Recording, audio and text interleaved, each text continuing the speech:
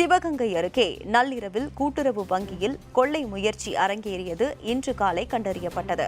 சிவகங்கை அருகே உள்ள கீழ்கண்டனையில் தொடக்க வேளாண்மை கூட்டுறவு கடன் சங்கம் அமைந்துள்ளது.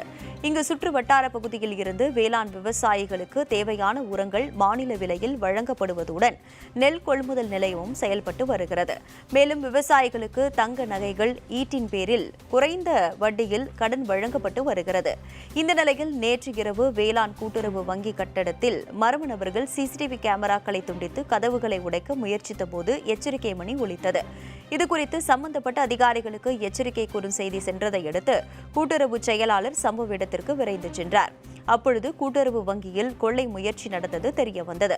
இதனையடுத்து தகவல் அறிந்து சென்ற காவல்துறையினர் தடயங்களை சேகரித்து கொள்ளையர்களை தேடி வருகின்றனர். அடையாளம் தெரியாத நபர்களின் கொள்ளை முயற்சி தோல்வியடைந்ததால் கூட்டுறவு வங்கியில் இருந்த சுமார் 4 கிலோ தங்க நகைகள் தப்பியது குறிப்பிடத்தக்கது.